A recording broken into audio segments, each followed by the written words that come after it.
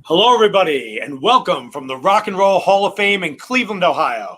It's so great to see all of you here with us for this really special program that we have today about our Resident Rocker program, a great program sponsored by the Coolest Foundation. Our Resident Rockers is our Rock Hall Summer Artist in Residence program, and it's now in its second year. And the program focuses on up-and-coming musicians from Northeast Ohio. During their summer with us, the artists perform regularly on our plaza, spend time writing songs and developing their musical skills. Additionally, they meet with industry professionals from around the country to learn about all facets of the music business, including marketing, merchandising, copyright and publishing, PR, and more. By the end of the program, they will have tangible tools and resources, along with improved skills that they can take with them and help them move to the next level of their music career. And we're so excited that we're able to provide this incredible program. And we have been learning a lot by hearing them and watching them perform and work together. We have 3 great resident rockers with us this year. And tonight, what we're here for is a great songwriting session that you will get to witness firsthand as we do it with an incredible musician and artist, Ben Folds. Ben Folds is no stranger to many folks. Of course, the great Ben Folds 5 as a solo artist. For many of the other work he does in the arts, his podcast, his work in music and creativity. Ben is just such an amazing musician who also is a great storyteller. And it's one of the things I really appreciate about Ben's work, particularly in a book that he wrote a few years ago called A Dream About Lightning Bugs. And the subtitle is A Life of Music and Cheap Lessons. And I actually want to start off our program by reading just a little bit from Ben's book, actually from the chapter called A Dream About Lightning Bugs, because I think one of the things Ben gets at with his own career, reflecting on his ability as a songwriter and musician, is really important and will help set us up for what we're going to do tonight, which is have each of our resident rockers present a song in progress to Ben Folds, which he will hear for the first time tonight, and help them really think about their songwriting process. So here, this is from Ben's book, A Dream About Lightning Bugs. At its most basic, making art is about following what's luminous to you and putting it in a jar to share with others. Here you go, a melody. See, I found it. It's always been right there. That's why it's so familiar. We all see something blinking in the sky at some point, but it's a damn lot of work to put it in the bottle.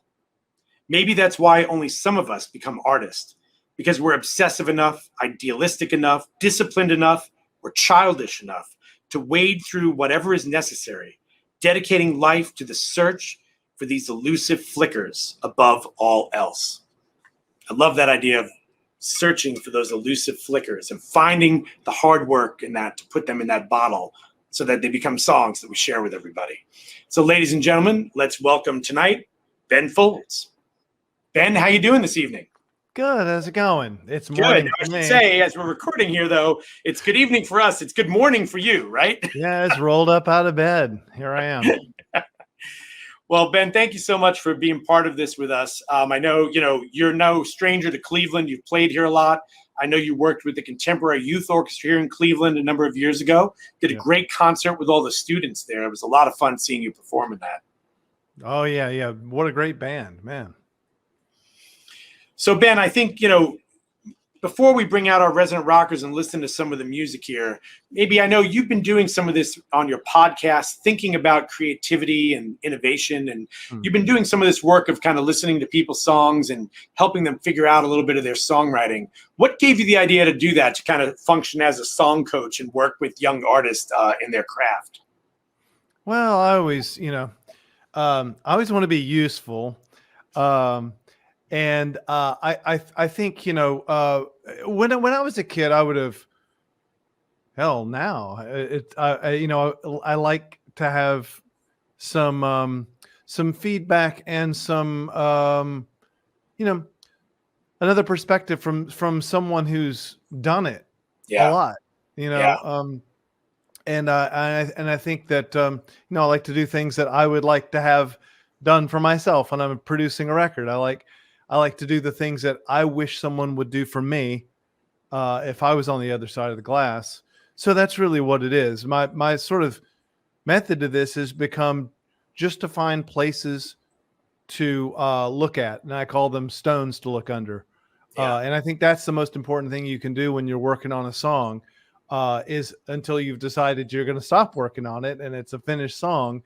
My method is to continue to look at places that are glowing red or white, or they're blinking, either because this is the best part of the song is what we want to chase, or it's because maybe this is getting in the way. And sometimes they have a similar look, those two things inside a song. You've only got about 3.5-4 minutes to get a point across with a song, and there's no wasted space. It's an art form that is very much about brevity.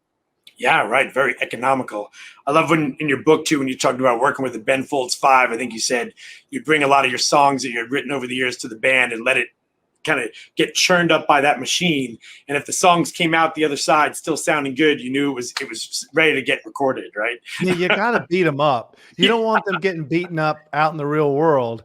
It's a little bit like the Johnny Cash song, "A Boy Named Sue." Yeah. Right. The idea is you do need to go ahead and be brutally honest about what you're trying to do. Yeah. And anything, scrap to the bitter end on these things. And you can always go back to, oh man, I love what I did in 5 minutes. That was great. And sometimes those songs do come out when it's just like they happen just like that. But I've found that even the greats that say, oh, it came out as fast as I could write it, when you really look at it, then they went through another process, Yeah. after that. Like, that wasn't really the end. This stuff happened in the studio and they started changing them over the years. And, look at Bob Dylan's legacy of just bootlegs, all Totally. those demos and versions of stuff he did with different bands, and just maybe one little thing got changed. But, it's hard. You keep working at it. What to work on so you don't improve it worse is Right. important. Right. There's actually a Right. You know, German word for that. I can't remember. To improve it worse. right. You don't want to work out the good parts on mistake, right? Yeah, it's funny. No, which you can do, which is what people fear, and it's a legitimate fear. So it's good to think about what we look at in a song. Like, what do we think about playing with, and what do we leave where it is? Yeah, it's a great point. Yeah, I was just listening back to those, like the Dylan, you said, the Beatles anthology records, and some of that great demo stuff. And then you hear what George Martin would help layer on, or what Jeff Emmerich would do producing it. It's always so exciting to hear those ways songs kind of like finally make their way to us as listeners. Oh, it's incredible because it's all documented. And I've never really listened to a lot of that stuff, and I should. But what I've noticed, the bits that I've heard, is each song got multiple versions. Yeah.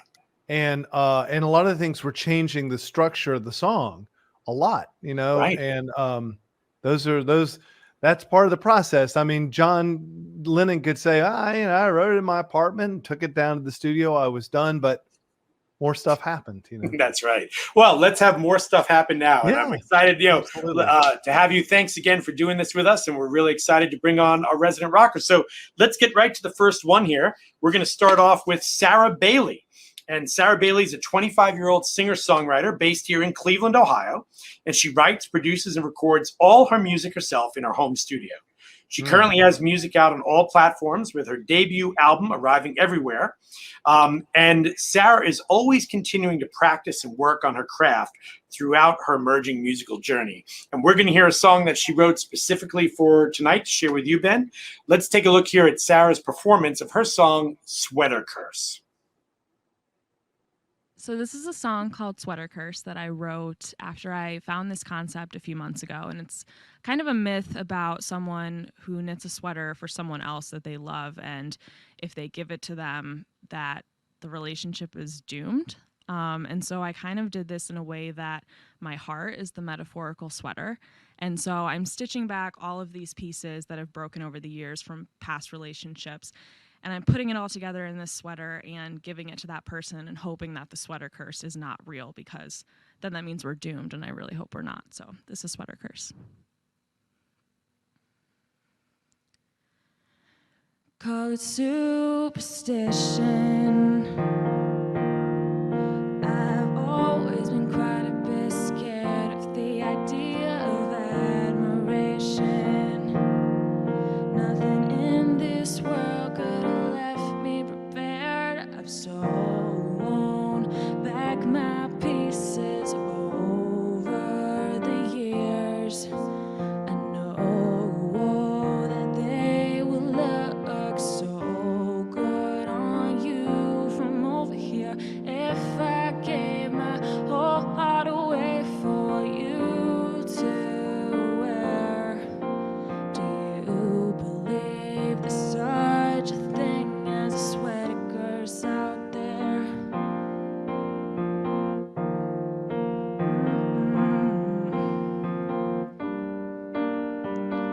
My name was handwritten by the curve of your lips, signed, sealed, but never delivered. 'Cause then it'll make all this so real. My head fits just below your collarbone. No, we'll never be eye to eye, but our hearts can't tell, they're not parallel, so they beg us to try. I've sewn back my pieces over the years. I know that they will look so good on you from over here. If I gave my whole heart away for you to wear, do you believe there's such a thing as a sweater curse out there? The past is like different colors stitched into my shirt. The cigarette scars have left a few parts with burns, but I swear I would embroider your name for whatever that's worth. I pray to God, if there's a curse, there's a cure. I've sewn back my pieces over the years. I know that they will look so good on you from over here. If I gave my whole heart away for you to wear, do you believe there's such a thing as a sweater curse out there? Do you believe there's such a thing as a sweater curse out there?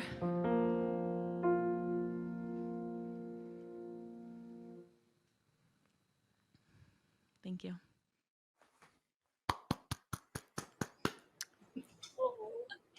Awesome. And now you've appeared there. Amazing. I've appeared. Oh, that's awesome. See, isn't that scary to do for video for one take like that? I just think So that's the nervous. worst thing in the world for me. Like playing it in an audience, awesome. Playing Yeah. live over, fine. But there's something about taping yourself, and I don't know. Yeah, and you did great. Sounds Thank great. you. Thank you. Okay, so then let's see here. I assume you write a lot of songs. Yeah, I'd say so. Any idea how many you might have written over at your advanced age? At my advanced age, it's definitely slowed down a little because I'm super hard on myself, and like Yeah. if I don't like the way a song's going, I scrap it. But Yeah. I started writing when I was like maybe like 6 years old, and they were not very good songs at all, but I just always had them in my head when me and my mom would go for walks. So from that time, it's been like hundreds, but lately it's probably like maybe like 10 to 15 a month, something like that. That's a lot. Cool. Yeah. That's a lot. Yeah. Yeah. Yeah, that's a lot of 10 or 15 songs in a month. Mhm. That's I just wrote a 13-song album, so it was exhausting. damn. Well, okay. Well, first of all, sort of my method of doing this is to just give you things to look at. It's not really a judgment on the song at all, because all I really want is for the thing that that was the thing that you wanted to get across, to make sure it's getting across. Mhm. So and I think you think about those things a lot. From what you're saying and from reading this, I see a lot of craft and a lot of care, and I think maybe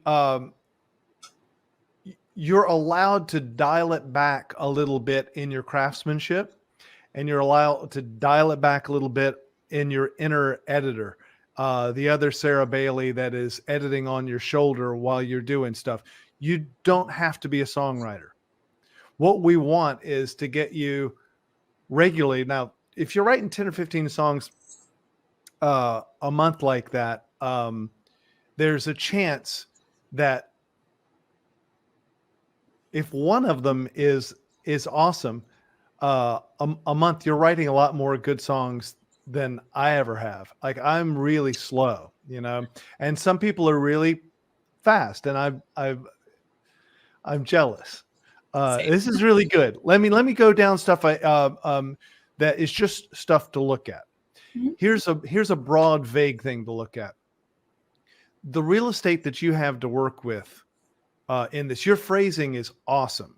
Your phrasing and your melodic sense gives the listener a good chill a section, and that's great. That's like the reason that you're writing, the things that you're feeling that are melodic, and the phrasing inside them are totally working. Like, to me, I'm like, you have a point. Whether or not I can tell what the point is or not, when we feel something like that, we know it's there. The song does not have to be an essay that makes sense. So what I'd like to consider here is not to let the real estate of syllables in your awesome phrasing. Use that phrasing. Don't let the syllable space boss you around.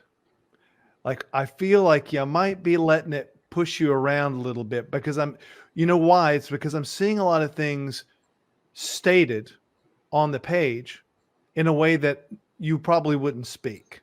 Mhm. And I'd like, not that there's a rule that you have to speak like you write, but even check out the chorus. Do you believe there's such a thing as a sweater curse out there? Why out there? I'm don't need you to answer that. I can see why out there, because I see the syllable real estate, and I see you filling it. You know what thing I would do first? Sorry, it's taking me a while to get around to this. I would see how much you can cut out. I know that ain't a lot of words, I realize. But if you were to cut out words and not try to compensate, let them happen. Your phrasing is so good, you could phrase like a physics book into this song. Like, I can tell you can fit and musicalize anything you want to. Like, you're a machine that way. So I would start by going, okay,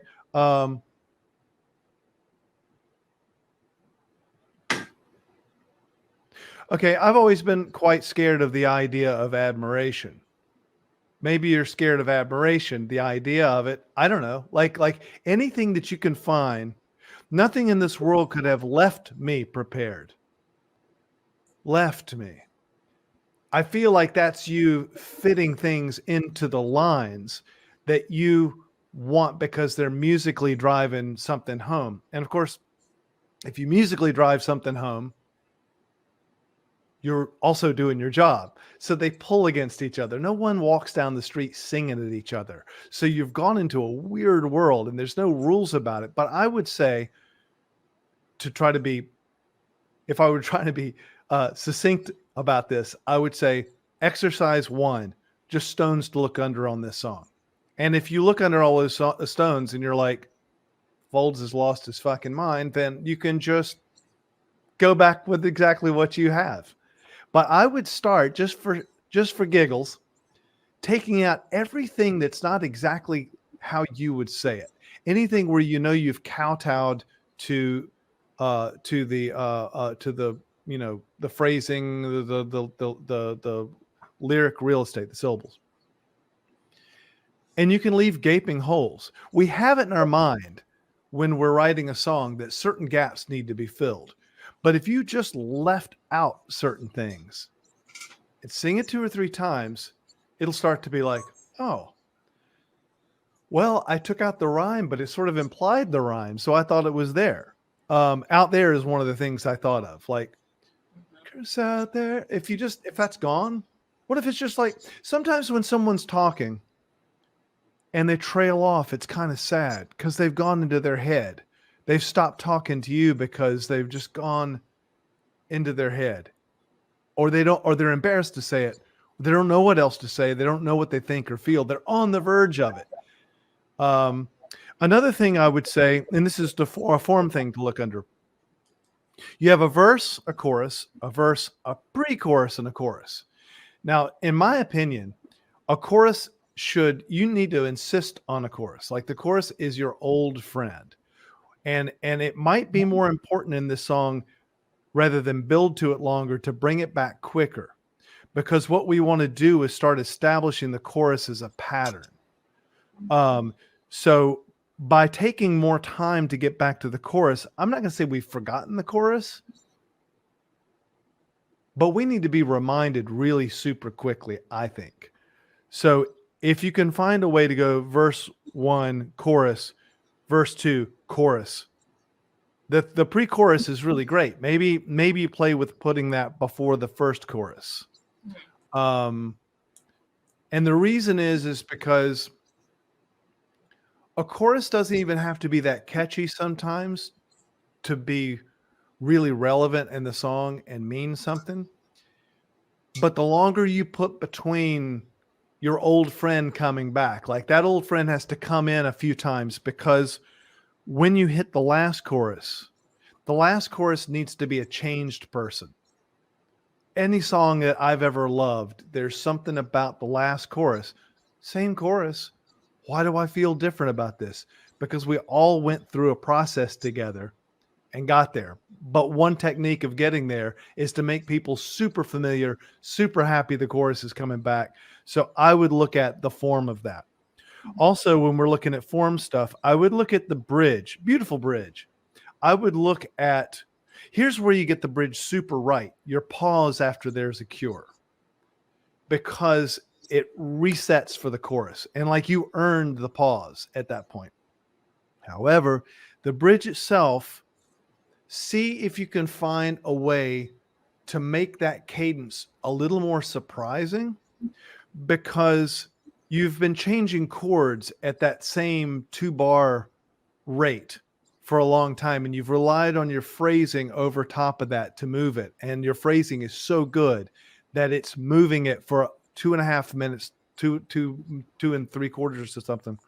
When you get to the bridge, it either needs, I think, possibly looking at a cadence shift where you just shift the cadence of the chords, the rate at which they change, just enough to throw us off our game a little bit and really make a bridge, or a reharmonization of it so that the key center or something about it is a little surprising. That said, you land the plane awesomely, because that pause at there's a curse gives you a nice little chill bump. So it's working, like you're onto something. And then the last chorus is like, that's my old friend. But I want to hear the chorus seem like a little more of an old friend for the second chorus. So your thing is to play with, and maybe in the next song you do, maybe you leave this one alone. It's really good. But you look at, how can you say, I'll give you an example. I have a song that was one of the more popular songs off of our second album that I wrote really early. I was telling a friend about the song before he heard it. We're kind of songwriting nerds and just love to talk about our songs. So I said, I got the song. It's about this. It's about this. It's about this. And then we went home after having some drinks, and he's like, "Oh, play that song for me." So I sat down and played it for him on the piano. He's like, "That's the song you were talking about?" Yeah. Oh, it doesn't sound like the same thing at all. I was like, "Oh." He goes, "Why don't you just try saying exactly what you meant?" Oh, I didn't think of that. So the stuff about the sweater curse, I'm not aware of the legend of the sweater curse. So you can't lean on people like me for that. What I'm getting out of there is you've given your heart, you gave a sweater, you knitted that, you wear your heart, all that stuff. The curse, I'm not that familiar with. But I'm getting like all the heart stuff out of it and all the gifting stuff out of it. And maybe if you cut everything that's form and formality, anything you're getting bossed around and you're like, I don't know what to put in there. Put everything that you absolutely mean. Like really, your 3 minutes is up. Have you told this person everything you need to tell them? Like, does it all have to be an analogy? Like, you did this. Why did you, like, just out of nowhere, something absolutely specific that's so much like, even you normally answer quickly, you didn't answer quickly, or something specific. I don't know. You'll know what they are because you put yourself in that position. That's my like blurting upload for you, and just trying not to let anything go unturned. Do you have any questions or pushback or No, I'm taking everything you're saying. I definitely, my whole like musical career, I know I'm super wordy sometimes with my lyrics. And so I definitely can like draw it back and like get to the point in a better way sometimes, I know. So that's good to know that you said that. Well, but there's a reason. Like I just talked for too long. There's a reason we talk too long. Sometimes we're trying to get the point out and we're just hitting around it, trying to find it for ourselves, you know. And I feel like it's possible that that's where this is at the moment. And that not that there's too much in here, but there's too much of stuff that is there to dither yourself to the end of the phrase. And that if you know, we've got 3.5, 4 minutes tops to get a point across. If someone said, you know, you've got another 3.5 minutes to live, what is it you want to say? And you were like, oh shit, I know this doesn't rhyme, but I love you and I really wish you hadn't you know, done that, and I wish I'd done more of this, and my toe hurts, or some weird shit that you would say. Like, you know, like there's no telling what we'll say if really people blurt the weirdest things. And I feel like yours is a controlled blurt. Calculated, yeah. Yeah, because you're a craftsman. This is what happens to us after we've written shit tons of songs. So yeah. Anyway, I'm a Virgo too. So very. Me and you both. Yeah. We're the asshole sign. Yeah. Yeah. Well, you're really good at it. And another thing that's just general advice that I can't hear enough of is about kicking the editor out of the room while we're writing. The editor has no place in there.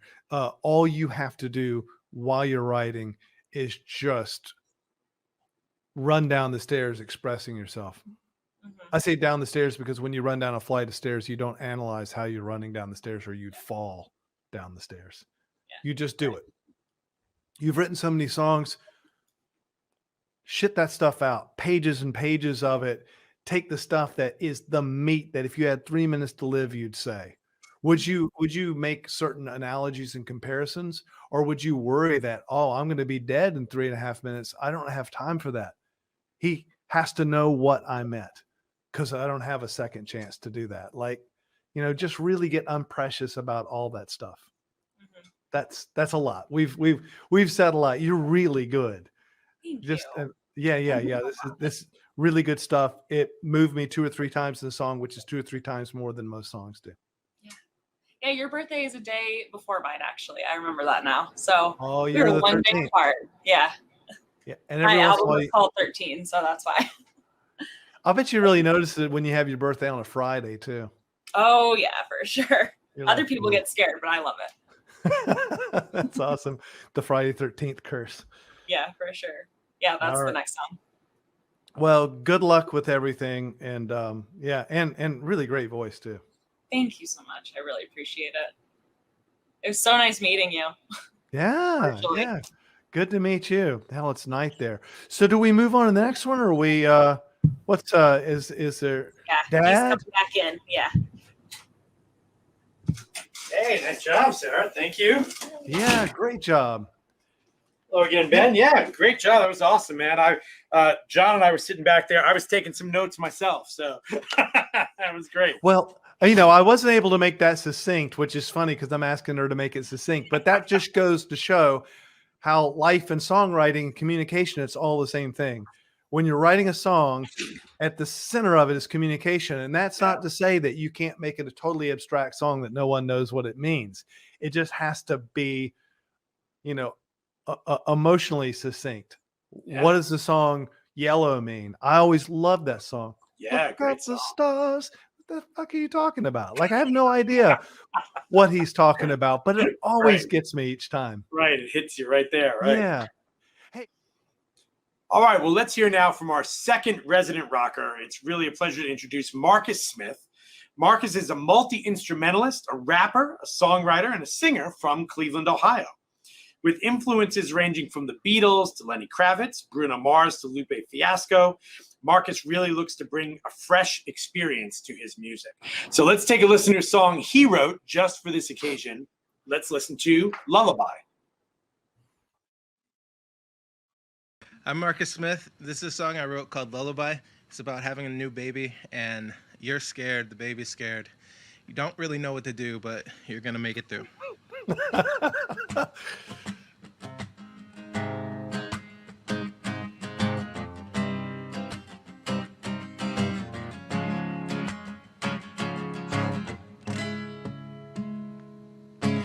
Let your eyes flutter shut and take you into a world filled with so many wonders, just waiting to explore. But just know that when the light hits your eyes, you smile, I smile. Let's say goodnight, not goodbye. I'll be here when you open up your eyes. Good night, sleep tight, while I sing for you this lovely lullaby.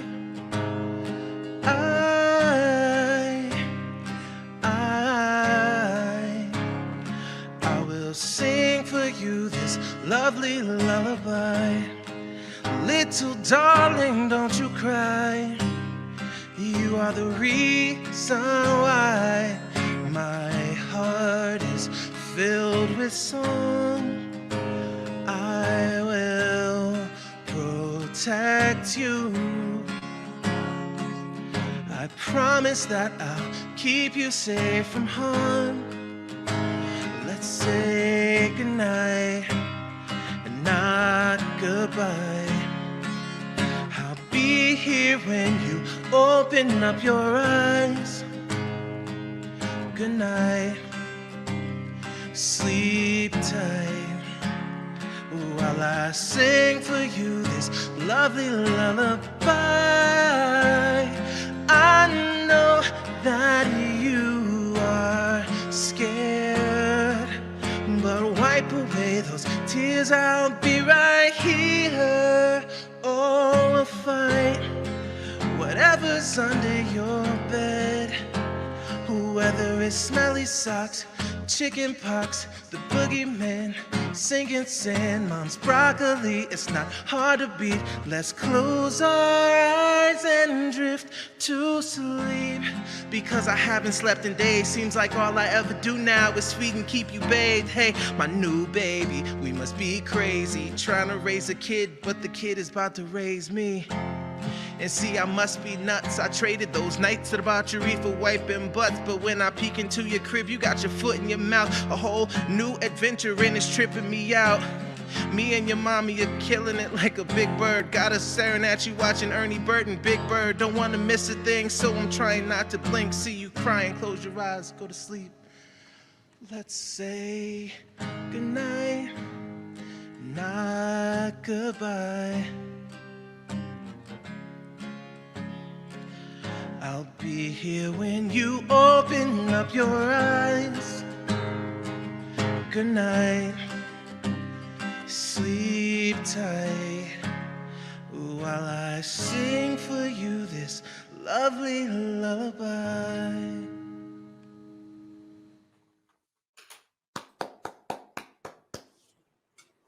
And he magically appears. Good to meet you, Marcus. Nice to meet you too. Nice work. Okay.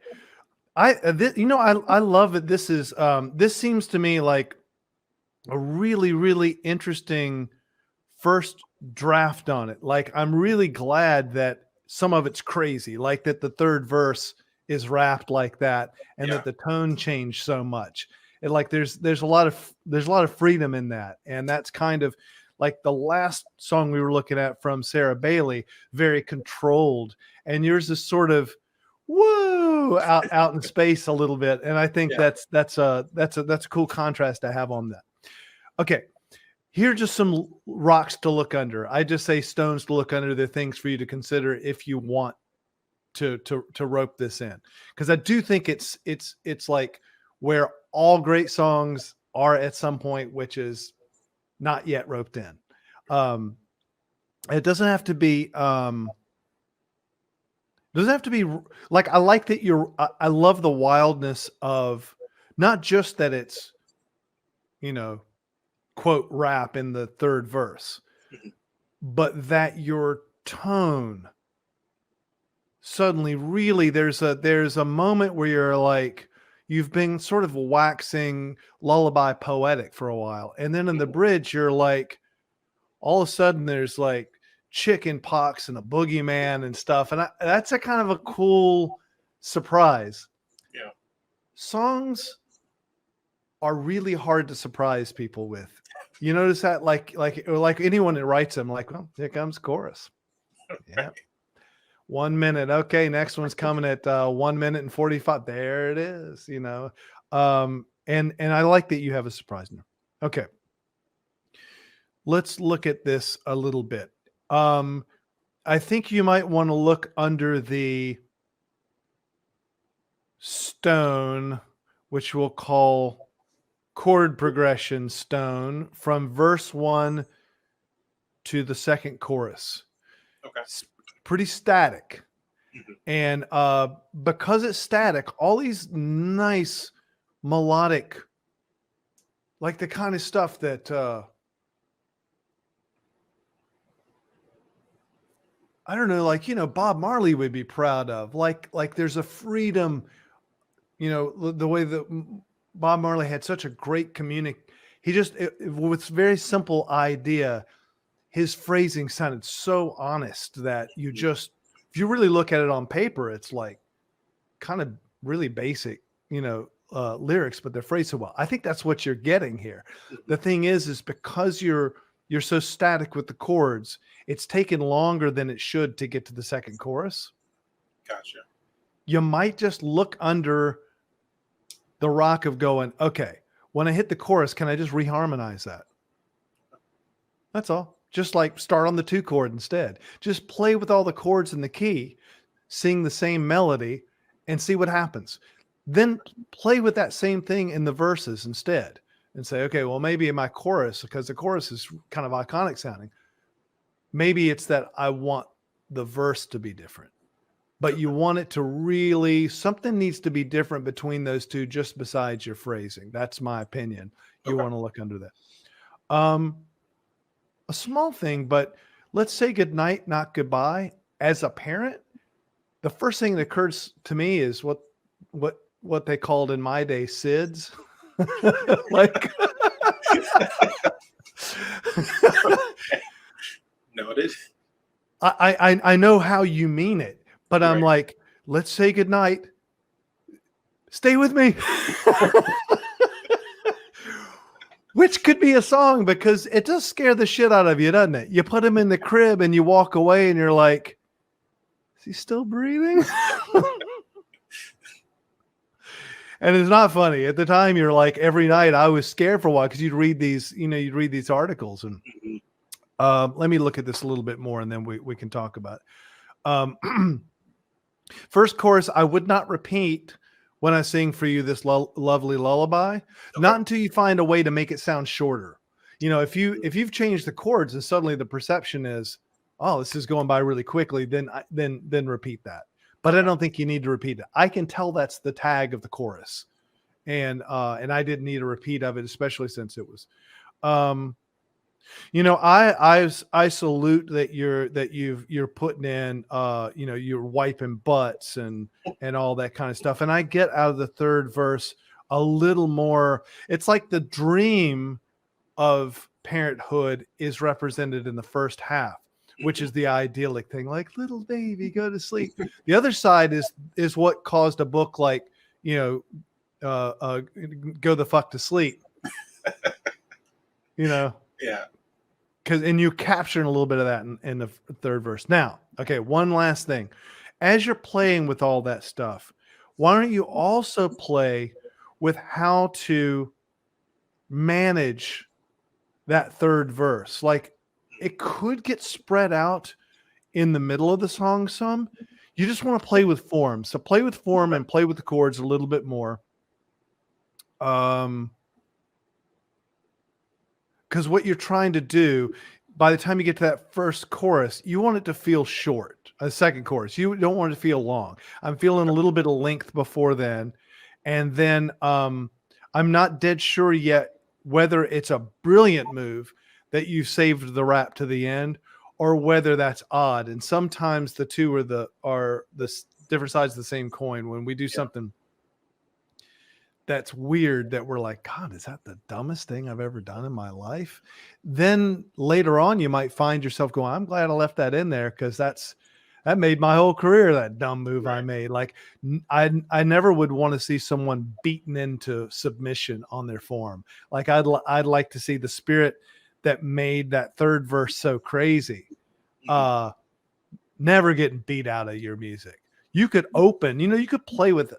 You could play with the with starting it with that third verse just for shits and giggles. Just start the song with that and then go into the like and then go into the song. Could just play with those things. Just play with all. Those are the things I see to look at. And yeah, what an interesting sort of combination of feelings and approaches in here. It sounds like you have a wide palette. Do you play anything besides guitar? I play a little bit of everything: bass, keys, drums. I have a trombone that I struggle through, but really, saxophone, ukulele, like literally a little bit of everything. Yeah, and you use those on your recordings. Yeah. Yeah. How often do you play your stuff out live? Well, pre-pandemic, probably once a month. Yeah. Yeah. You find that's good for your songs when you play them live and then take them back home, or how does that affect the cycle? I feel like, so a lot of the things that I've recorded in a studio, it gets to the point where I play it out and it sounds better. I'll figure out new ways to play a riff or new ways to sing a verse or something. And sometimes I'll go back and re-record it that way. Or it's that thing of like workshopping it after it's already finished. But that's right. With songwriting, I feel like you're always working on it.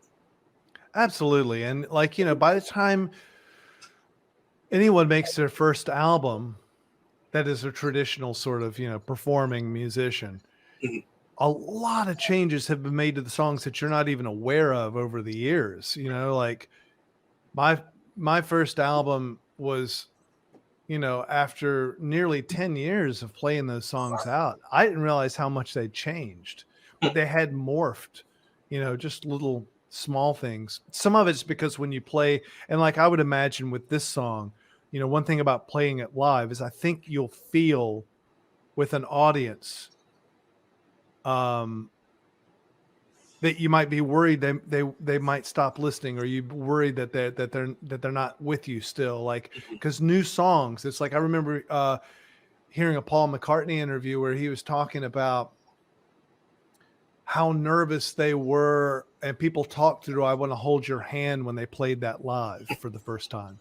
You know, it's like, because it wasn't their standard fare and people weren't used to it. And you go, but the good thing about worrying about those things is you make your song airtight then, so that it can stand being in the middle of covers or being in the middle of songs that everyone else knows. And so I think that's just what you apply to this one. You go, let's make this seem like the song was shorter. Okay. Awesome stuff. Perfect. Really, it's like I'm still really just digging the schizo change there at the end, and not just because it goes to rap, but just because it's almost like you started to almost throw that kind of fit that you throw when you're like, I haven't slept. I have not slept. So congratulations, not only on Child, but on being an accomplished songwriter. So the funny thing is, I don't have any children. I wrote it. Oh shit! I kind of wrote it because a lot of my friends were having kids, and they like, you notice things like from the outside looking in. You notice that your friends aren't getting sleep. They're not texting you back as much. We're not going out to the bar as much, and like things change. So I tried to step into their shoes. So yeah, that's interesting. That's interesting. I think you could write 3 or 4 songs quickly from that angle. That's an awesome angle, actually. I mean, that's an interesting angle if you think about all of the point of view, because what you just said to me is also is very pointed. Mm-hmm. Yeah, something to think about. A lot of times, like there's something I want to write about. I think it's this. Yeah. And then as you're writing, you realize maybe it's something else. But what you just said to me, if you run back the tape and listen to that, that's actually really interesting. Like they drop off and don't say as much, and then the sense of empathy that you feel for them. Yeah. Well, look, congratulations on not being a parent. That's awesome. I could tell that in the lyrics, because I know these things. I mean, you might be a parent, you don't know, but we'll find out. Well, we just never know. You never know. Yeah, but nice work.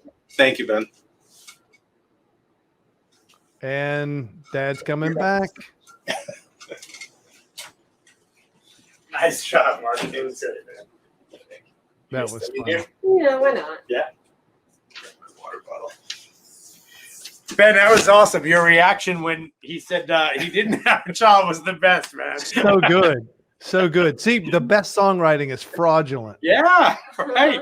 He pulled you in though. I love the way you were talking about that third verse, being I am a parent, and that edge, you were right, where you get to the point where it's like, oh my gosh, I haven't slept in 6 months. What's going on here? Well, that's the thing. It's like, why a song and what's a song? Yeah. And, that resonates with both of us as being parents is you're on one hand, you're trying to keep up the appearance of being a good parent. And on the other hand, and I'm very careful how I phrase this, because my mother said it to me. She said, when you're a parent, you will understand why child abuse happens. Right. The sort of way, the different emotions you go through. But you just understand how it happens is you just can't take it anymore sometimes. Yeah. And I was feeling that out of his last verse. And, like maybe some of it is to keep playing with that idea, to focusing it to what is unique for a song that hasn't been looked at by other people. People don't want to admit that they're on their last at their wits end. Yeah, totally. So that's opportunity. When you're writing a song, what's opportunity to say something in a way that other people haven't? And we all edit ourselves. Everyone wants to look like a good parent. Yeah. But to write a song where you're admitting that you can't take it sometimes, it's actually cool because, I've heard a lot of people say, I wish someone had warned me. right. But we all Facebook that shit in a way that's like everyone's envious of it. And these are things you really think about when you're writing a song. Why a song? The song is not like, there's plenty of love songs. What about this particular case?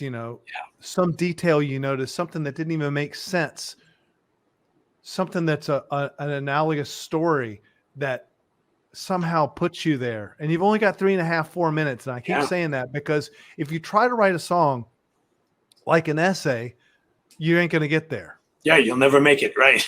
There's not enough time. Get there. Yeah. There's not. And if it's something you can tell someone at the bar, tell them at the bar. Yeah. But if it's something you were at the bar and you were trying to tell them, I know this doesn't make sense, but that's not what I meant.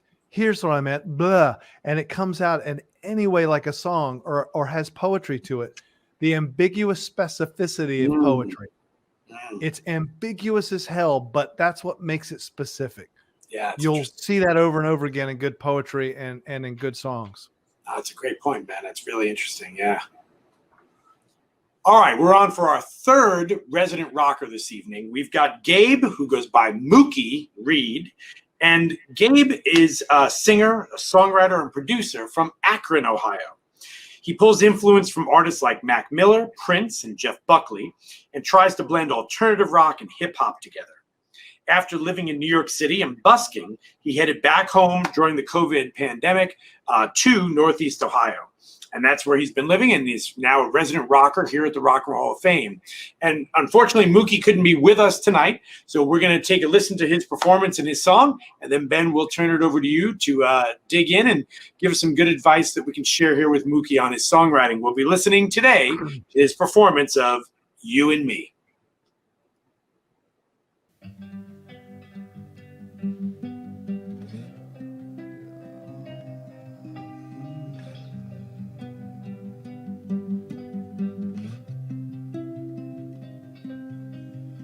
You and me selling weed, yeah, you and me selling weed, oh, you and me selling weed, oh, yeah. Started off, we were in a small town, pushing out a row. Always was the class clown when we hit it off. You were out of my league, but I made you laugh, and we had the same dreams. Oh, maybe we can make it. You said stoned in my basement.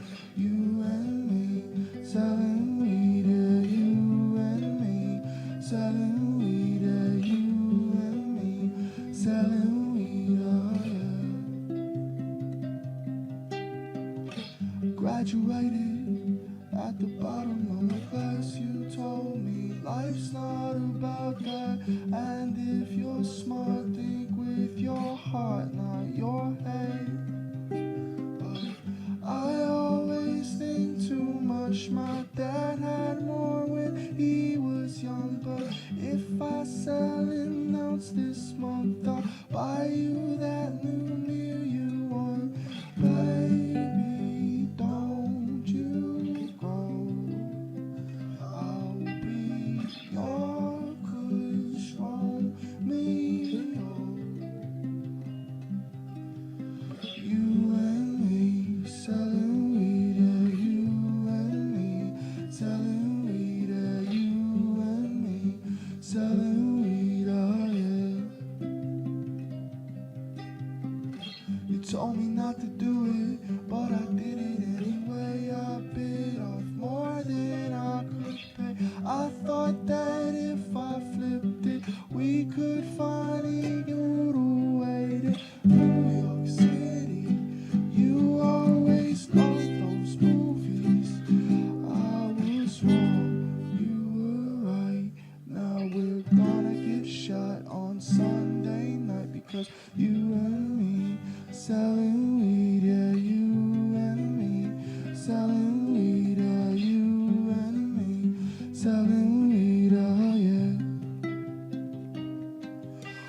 kings and queens of dough. We're the kings and queens of dough. We're the kings and queens of dough. Oh yeah. We're the kings and queens of dough. We're the kings and queens of dough. We're the kings and queens of dough. Oh yeah. You and me selling weed, yeah. You and me selling weed, yeah. You and me selling weed, oh yeah.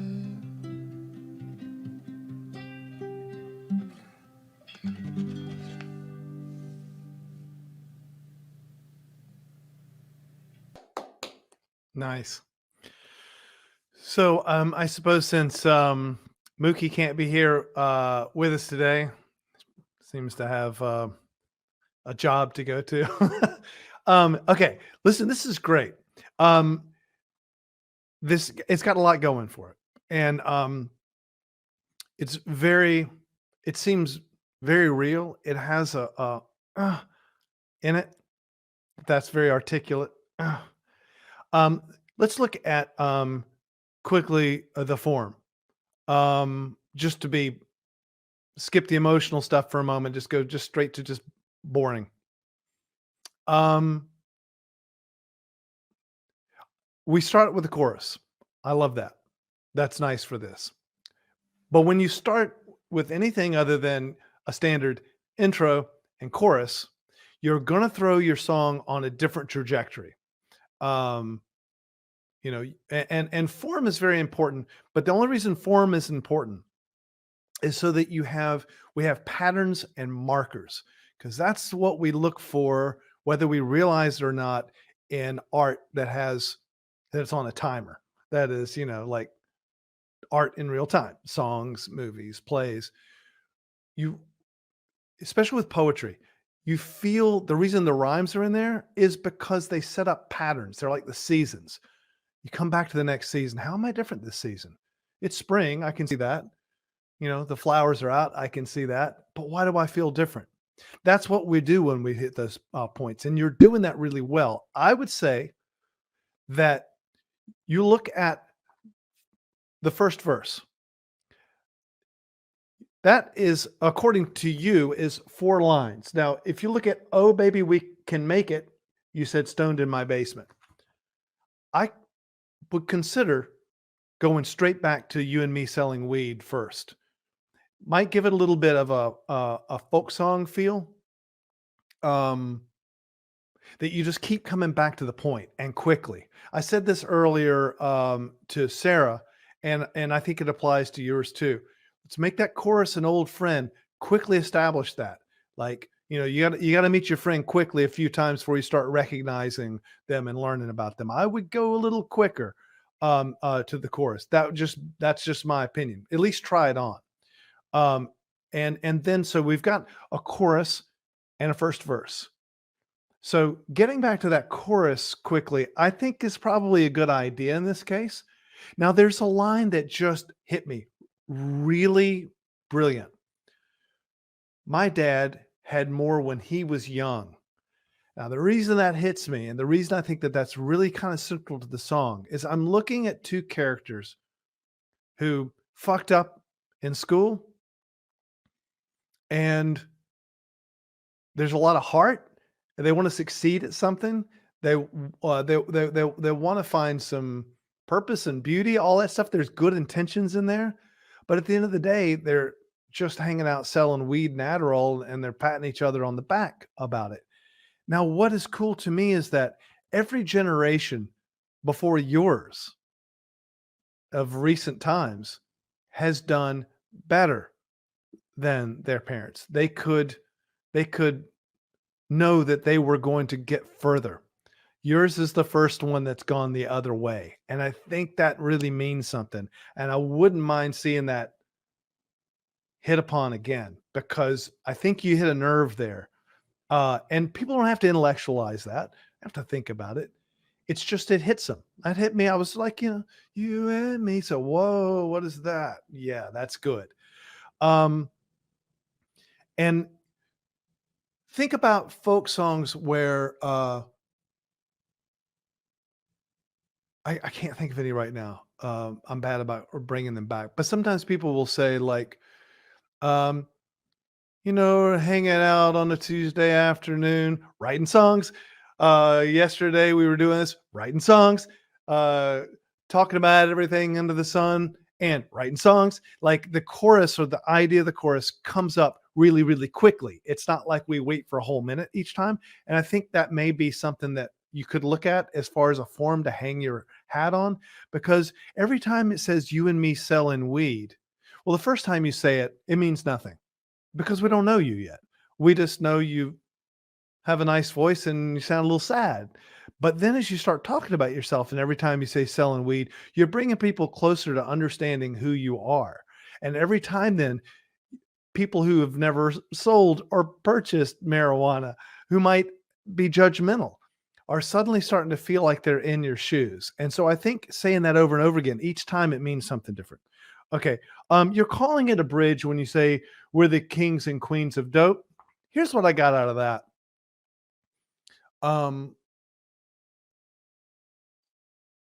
You're singing it to possibly a female. That's really mainly what I got out of it. Because until then, it's like, well, you said it was for Shane at the beginning and you guys are selling weed. But then when you're singing the kings and queens, then I think, oh, well, who is this other person? That just, I can't help but be curious about that. I don't really call it bridge because it wasn't really about bridging anything. I think maybe you could cut it there. You might think about your bridge there being more of a, hey Jude, na na na na na na na moment. Just sing it a few times. You're allowed to just say that. That's what you felt. It's an image you had. I don't think you need to button that up again with you and me selling weed if you don't want to. You could just sing that twice. What would happen if you sang your third chorus, you and me selling weed, and then it's just like we're the kings and queens of dope twice and out? That could be kind of cool.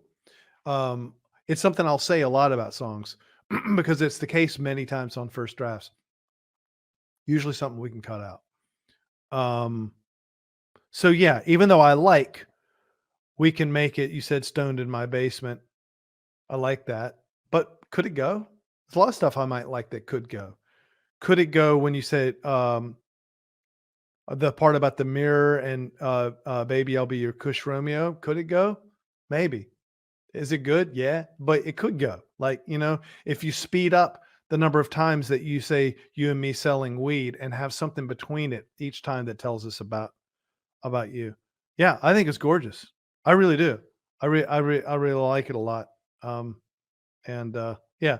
And again, kids, you don't agree with any of it or something you don't want to look at because I'm not really saying do it. I'm just saying look at it. Then don't. If you don't like it, on a different day, I might say something different. They're just things I know that it's not finished. So keep looking at it. And when I say it's not finished, it may just be about like one word or something, and if you let it out today, it would be finished, but I don't think you would submit it if you were like, yeah, it's finished. So anyway, that's it. It's really fantastic. Nice work. Wish you could have been here. I hope to meet you someday. All right. Well, thank you so much, Ben. It's been great looking at each of these songs they wrote individually. But one of the great things about being a resident rocker at the Rock Hall is you're not alone. You're here with other great songwriters learning your craft and thinking about it. So our 3 resident rockers were able to get together in the last 2 weeks and work on a song together. And again, it's a fresh new idea that they put down to share with you. And we'll sit down here afterwards with Marcus and Sarah and get them to talk to you about this. So let's take a listen to the song they wrote together, a brand new piece called How.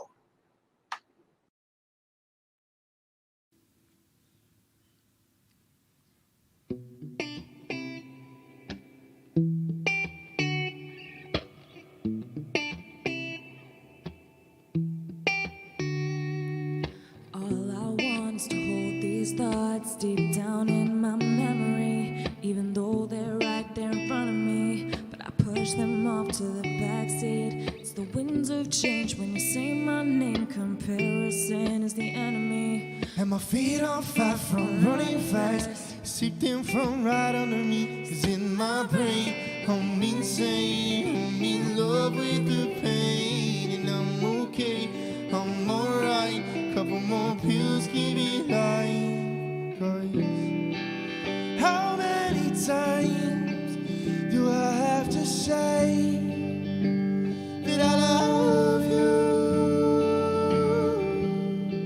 'Cause I've read the signs between the lines, and I want to.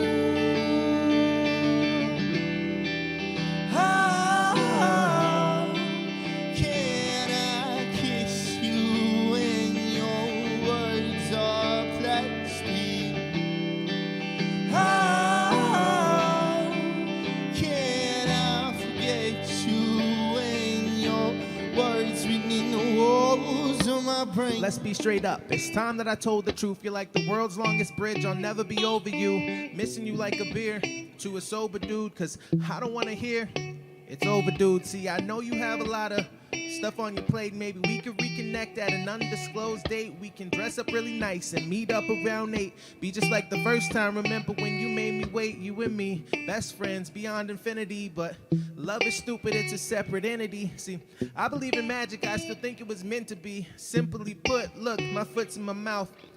3 years later, I'm doing the same shit. The vibe has changed, but I'm still the same Smith. And I wish that I could say I didn't miss you and I meant it. Forget it, let me chill for a minute. Cause in my brain, I'm insane, I'm in love with the pain, and I'm okay, I'm alright. Couple more pills, keep it light. But how many times do I have to say that I love you? 'Cause I've read the signs between the lines, and I want to. How can I kiss you when your lips are plastic?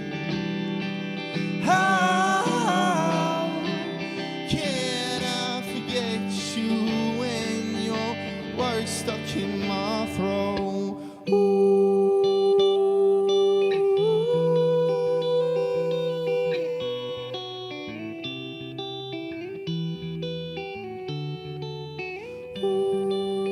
How many times do I have to say that I love you? I wish I could say I didn't miss you.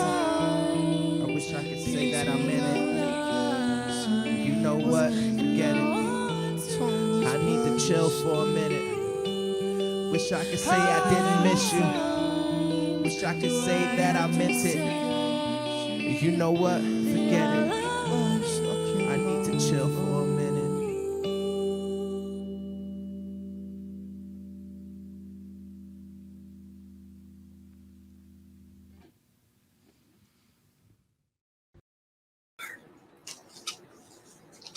There they are.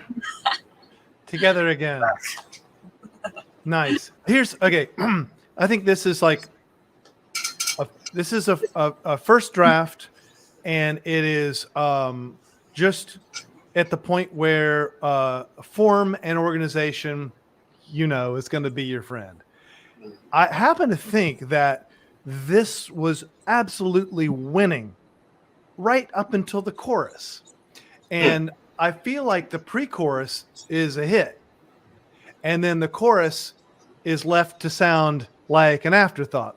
Now, I noticed when around the time the aughts rolled around, back before you were born, children, that people started using pre-choruses as a chorus.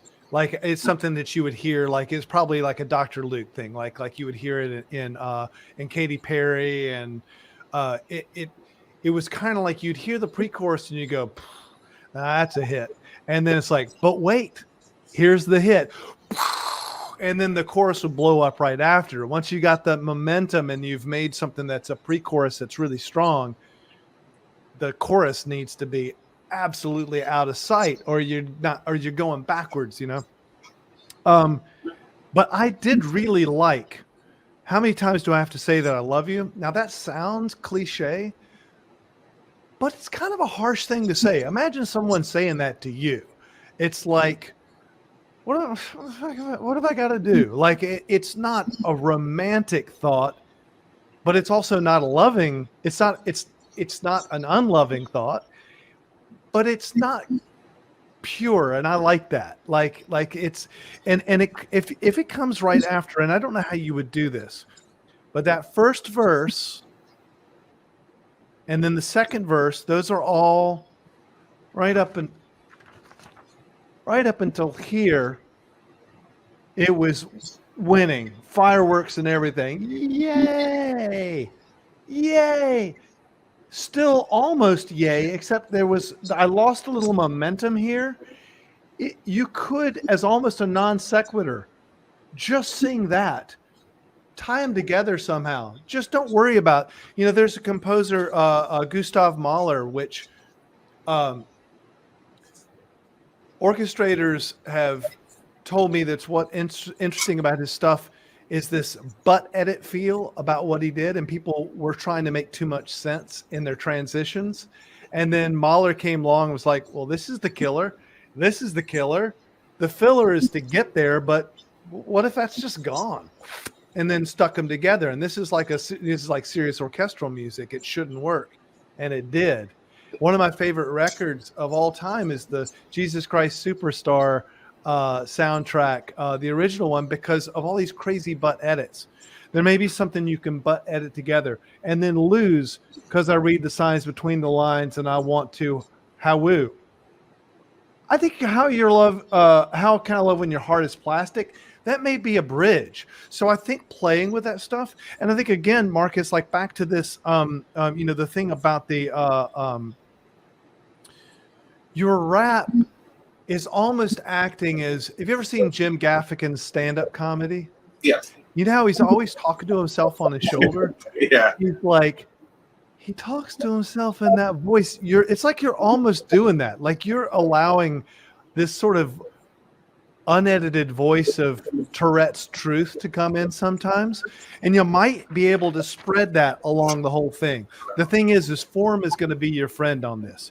The form, I'm never going to say that one has to have form at all, because as soon as you say that, the best song in the world gets written and it don't have no form to it.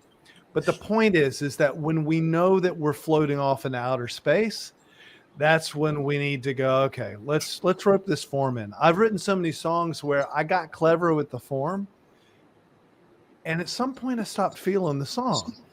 And I was trying to get clever with the form for really good reasons. Like I was trying, I want to keep this, I want to get this into people's heads. But at the end of the day, I thought, what happens if I have a 12-second intro, a verse, chorus, bridge, verse, chorus out? What would happen? Suddenly I feel the song again. And I'm pissed when that happens because I wanted to innovate. But that one escaped me. I didn't get to innovate. I had to settle for writing a good song. So yeah, I would look at, is that pre-chorus the hit? And why is this beautiful melody suddenly not the best part of the song? It's because it's coming after like all this momentum. The chorus grabs the torch to run with it and slows down. And I don't know why that happens, but I think that how many times do I have to say that I love you could be a good tag. If it's because in my brain I'm insane, I'm in love with the pain, I'm okay, I'm all right, couple pills keep me, like, how many times do I have to say this? Non sequitur, but Jesus Christ Superstar edit. Next.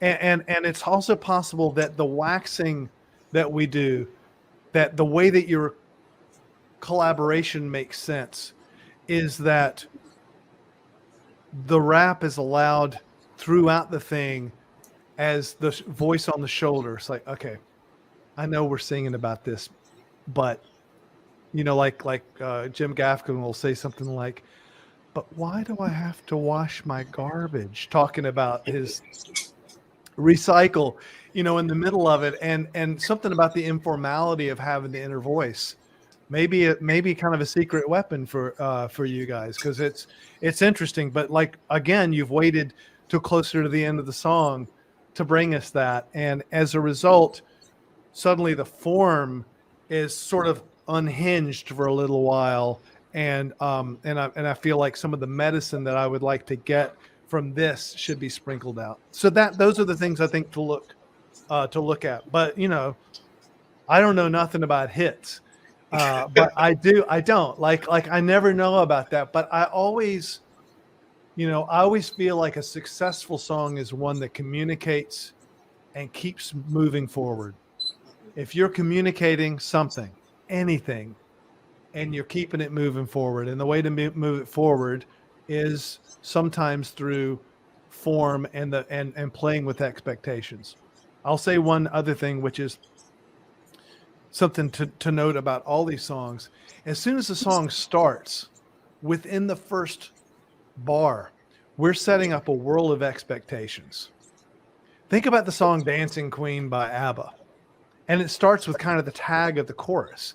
It starts as though it's saying, we interrupt this program to bring you the following. It's like, you can dance, you can die. It's like, it's in the middle of the song, So they've set up a world of expectations. And then from there, they're playing it. And the same thing with, say, like When a Man Loves a Woman, which starts with the chorus. Or Dude's song, M.O.O.K.Y song, it starts with the chorus.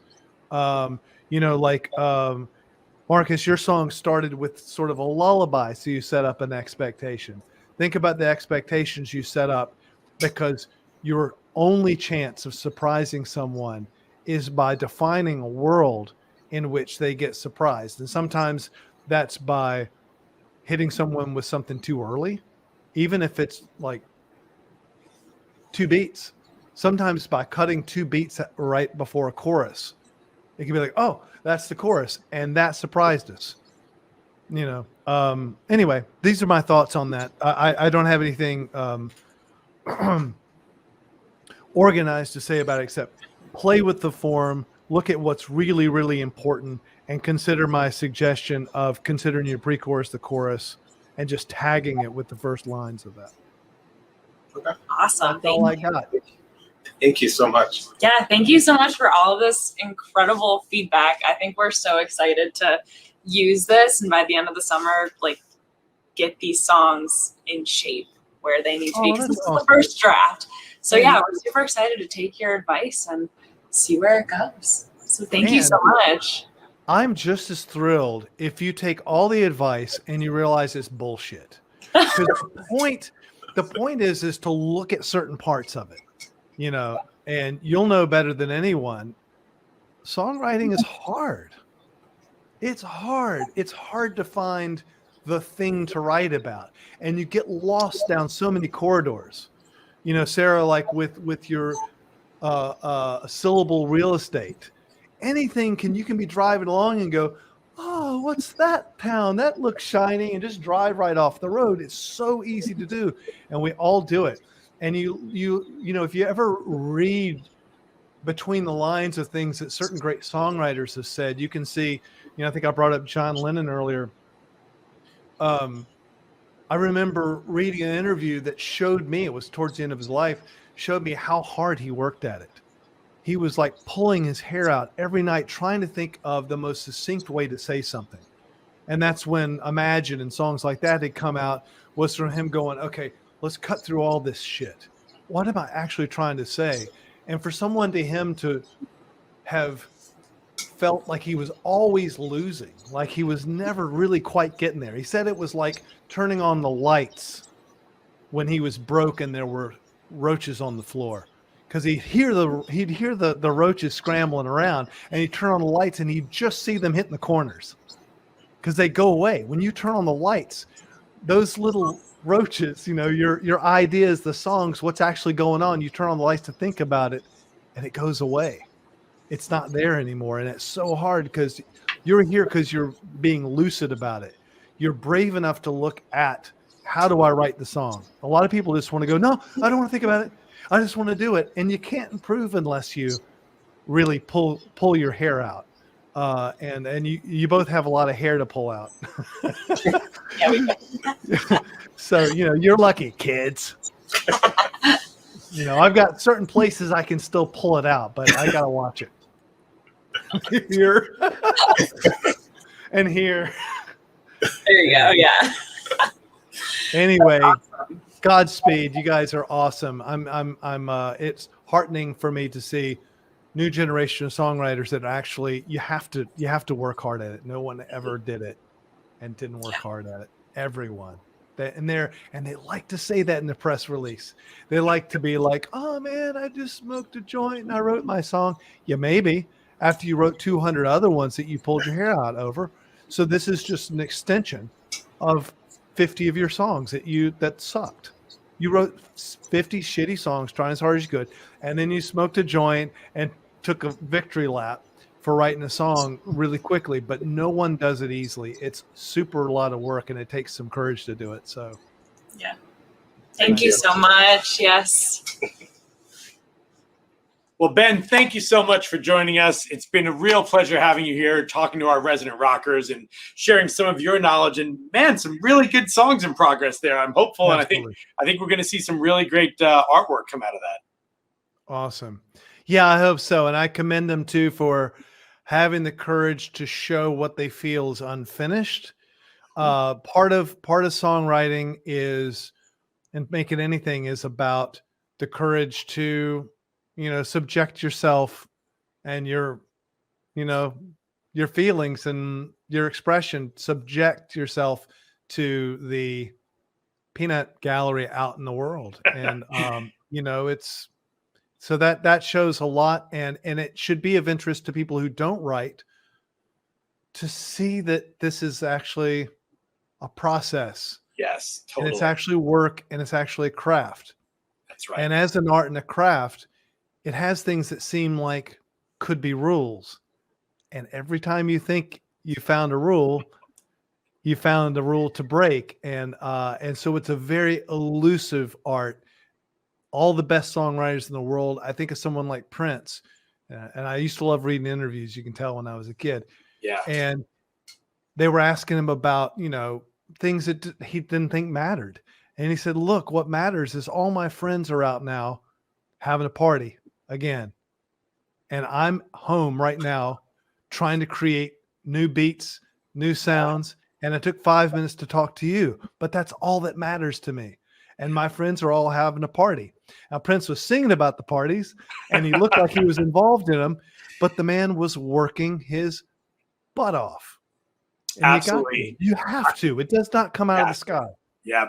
And I think that's a great thing, too, for anybody who's watching tonight who isn't a songwriter, just seeing that process and how it gets put together, like you said, Ben, and that every songwriter has to go through that. And what an opportunity for them to share with someone like yourself, such an accomplished musician and songwriter, and for folks to see that, even hearing you talk about form and phrasing and structure and all these things that really just turning them a little bit. Or the thing I really loved you said was, just try it. Try this and see what happens, because sometimes that's where the magic suddenly clicks into place. Yeah, it's a great thing about a song is that they are short enough that you can go back to the top. That's right. The book that you were reading from, when you write a book, that's not something you do. I think I'm going to read it from the beginning. Or if you're making a movie or something, with a song, you can clear the air for a second, and then you can start it at the beginning. Bring your innocence to it. I've never heard this before. Why should I care? Start from the beginning. Sometimes I take a second verse once I feel like I'm nearly finished, and I shuffle it up to the first. And the reason I do that is because we all have the once upon a time syndrome. We want to start the song and what the problem with that is a fairy tale, a storybook, an essay, you got time to develop that idea. We don't have time in a song. That's why I brought up the ABBA song, Dancing Queen, because by starting in the middle of the song, you get it. You could start watching something or hear a story or something in the middle of it. So shifting it around is an important part of the process. At some point you have to have form. And the reason you have to have form is simply because life has form. It's got seasons. It's got hours. The sun comes up every day. Certain things happen all the time. What happens in the same sunny day, day after day, is completely different. And you feel different about those days. Why? Yeah. That's what a song explores. And if someone thinks they don't need form, they think they don't need days. They don't need they don't need seasons. That's what they're there for. You're not there to reinvent the year. You're there to reinvent the person's feelings about that year. Well said, sir. Amazing. And for any of you out there who are watching who are interested in maybe you becoming the next resident rocker, check out rockhall.com, because next year we'll be looking for a new batch of resident rockers to join us and have this experience and write songs and be here at the Rock and Roll Hall of Fame all summer. And from all of us to all of you, thank you very much for joining us tonight. And Ben, thank you so much, man. It's been a real pleasure. Thank you. Good to talk to you.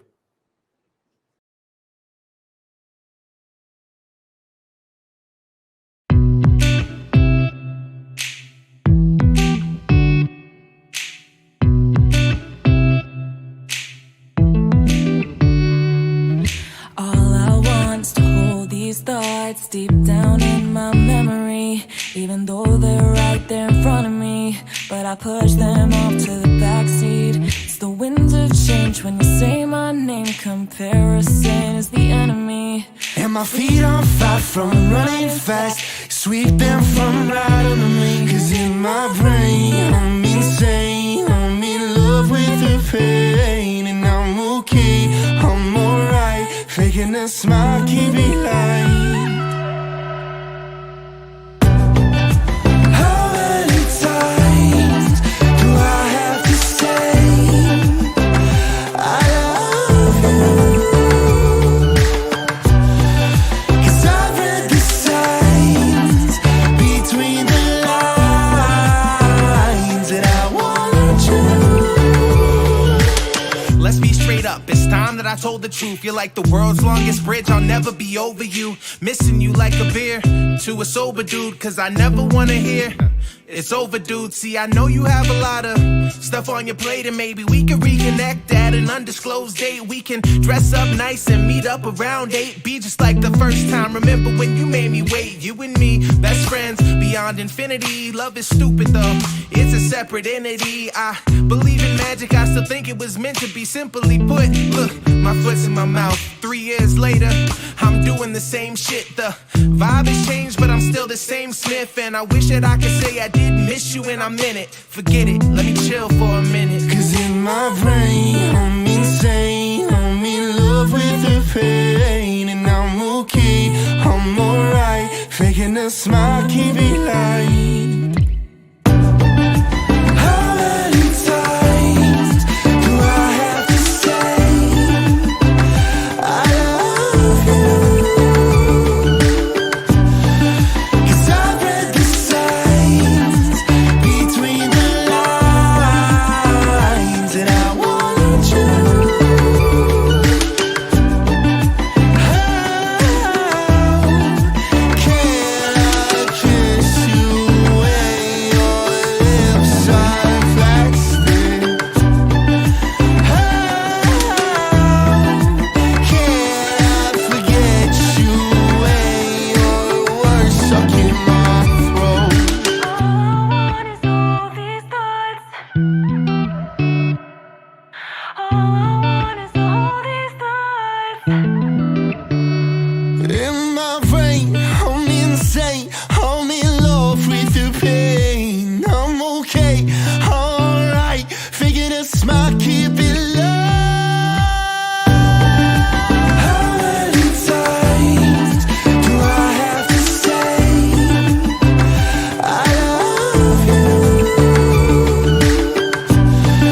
Cause I've read the signs between the lines that I want you.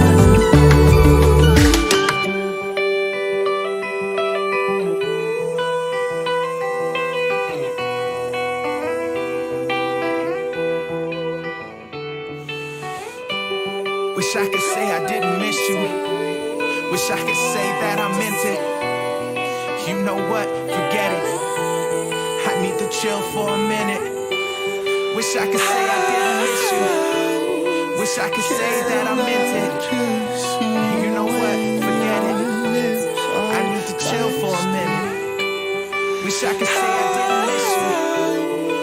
can say that I meant it. You know what? Forget it. I need to chill for a minute.